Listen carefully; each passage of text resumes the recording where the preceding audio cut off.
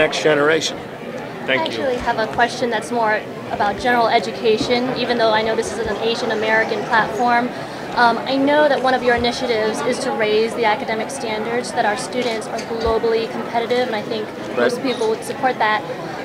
But considering the state of our current economy, and I actually work for the school system, so we felt the budget cuts.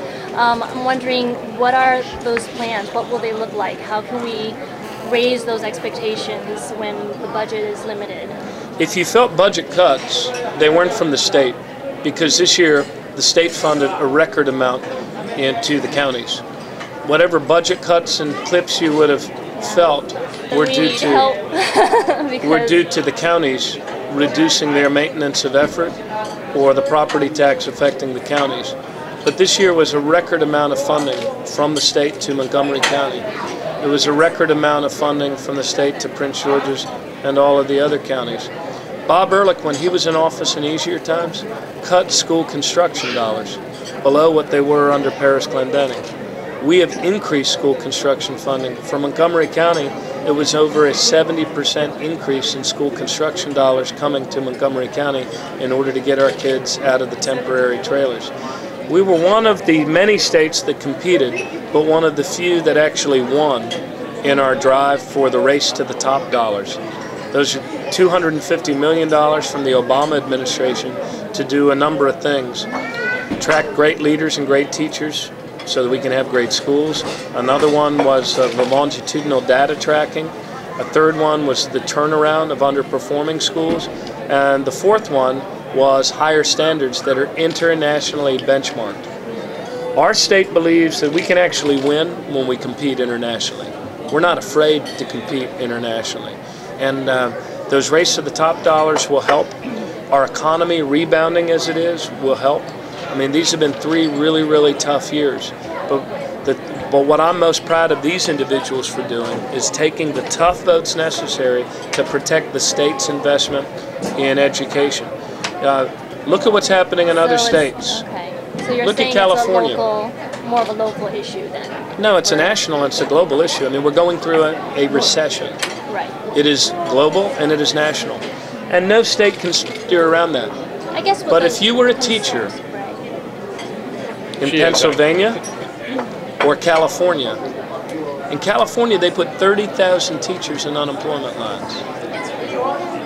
So there are cuts and there are spending reductions and there are layoffs. We have protected our priority. I haven't been able to shield every priority from the impact of a global and international national recession, but we've done far more in Maryland than other states have to protect education, and that's why you see our ranking improving. Oh, absolutely, and I'm proud of how far our county has come, but I think the next level is just how can we be globally competitive.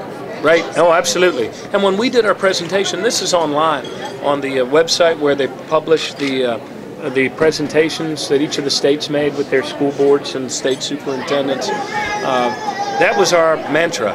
Look, we're a national leader. We want to be a global leader in education. Now that we've given our children a nation-leading education, we want to give our children a world-class education. And there's no magic silver bullet. I mean, you know what works. You're in the classroom. You got to recruit and retain good people in order to have quality teachers and have a quality output. Thanks. I got two quick questions for you. Sure. First one is. And where are you from?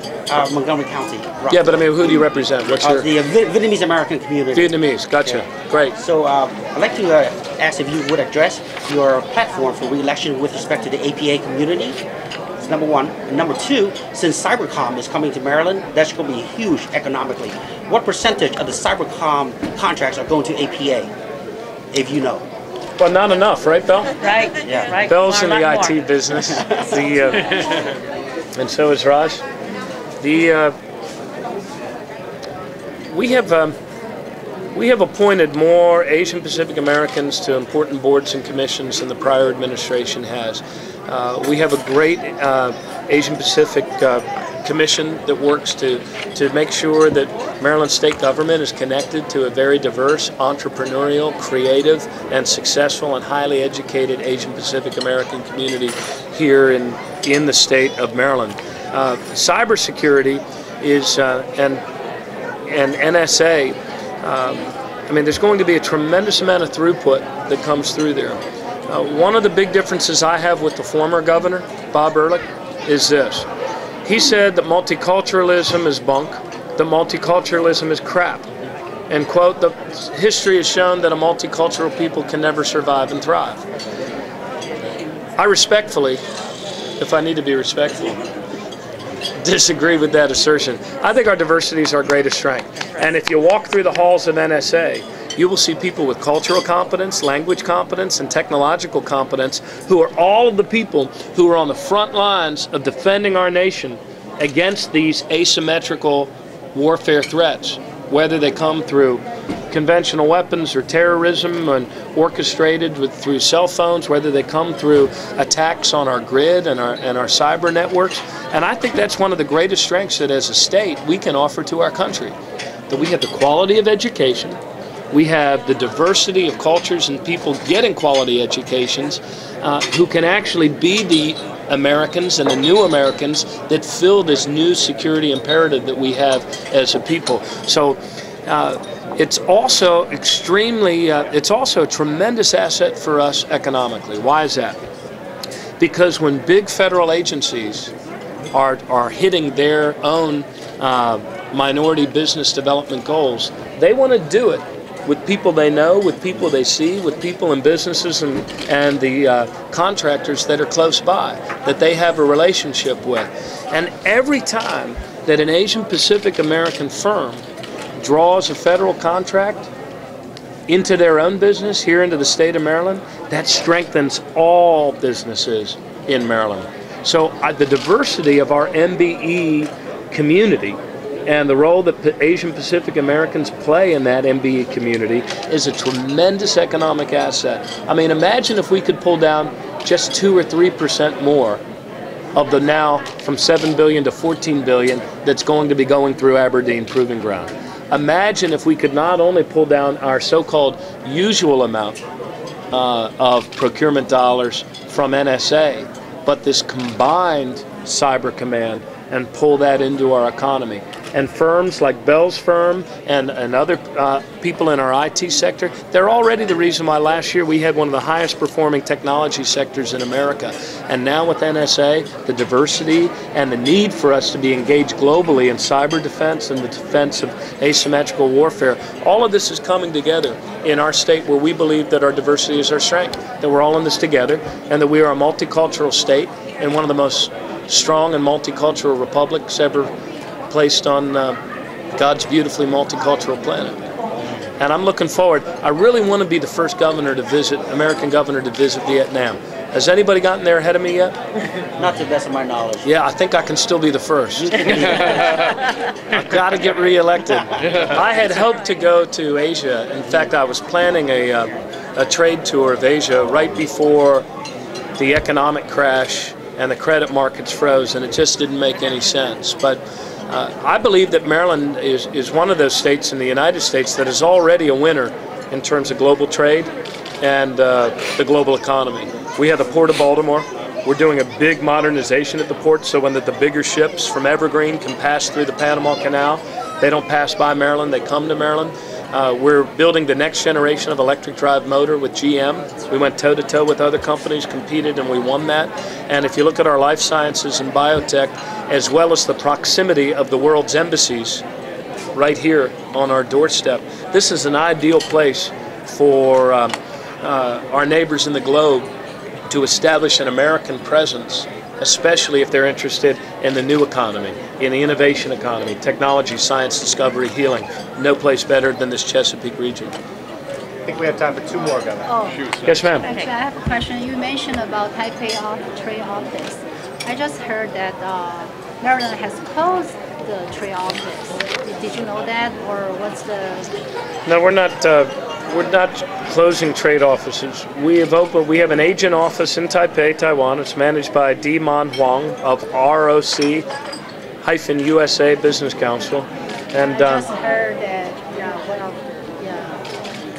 they said, Maryland closed it. So are you sure they didn't close it? Yeah, I'm sure we didn't close. The other guy's putting out a lot of disinformation that we've closed offices. We're not closing offices. We've actually opened agent offices. So in other words, we have offices where people are paid based on the business they bring in. It's a more efficient, it's a more effective model, but no, we're not closing any offices. We have an office in Taipei, and there was also being pushed by the other side that we have closed the Bangalore office in India.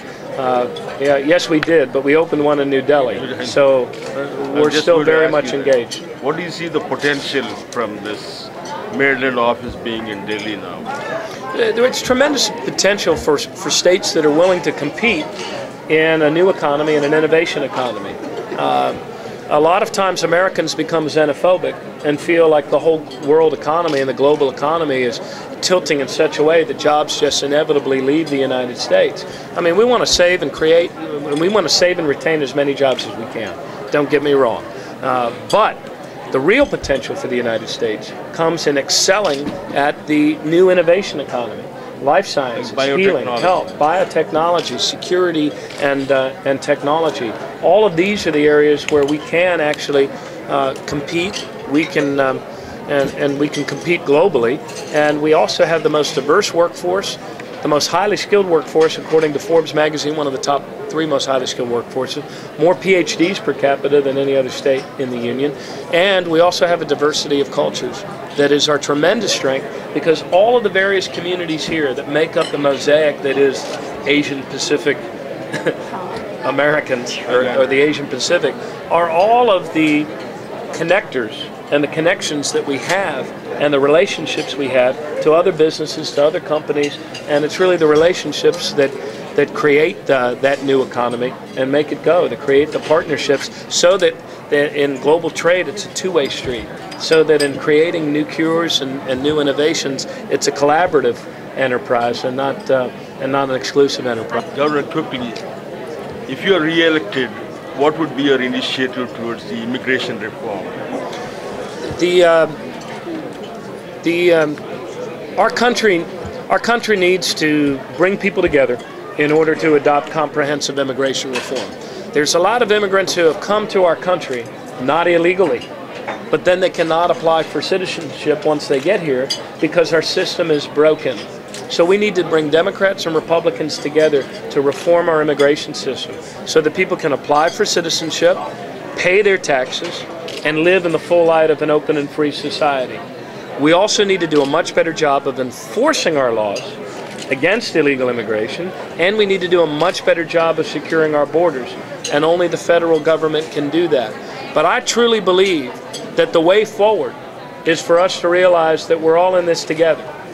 And even if people might not happen to be American citizens right now, if their children are born in our country, they are American children. And we need to think about the next generation. And that's why if we think about our kids, we think about our children's future, I don't think any of us, regardless of what country we come from, want our American children to grow up in an America where people are asked to present their citizenship papers for no reason whatsoever as they walk down the street. We want our children to live in a free and open society, and in order to do that, we have to come together and realize our shared humanity, treat each other with the dignity and respect that's due to every human being, and find a way for comprehensive immigration reform so that people can apply for citizenship, pay their taxes, obey all laws, and make our country a stronger and better place. Thank you, sir. Thank you. Very much. Thank you all very much. Thank you. Can we get a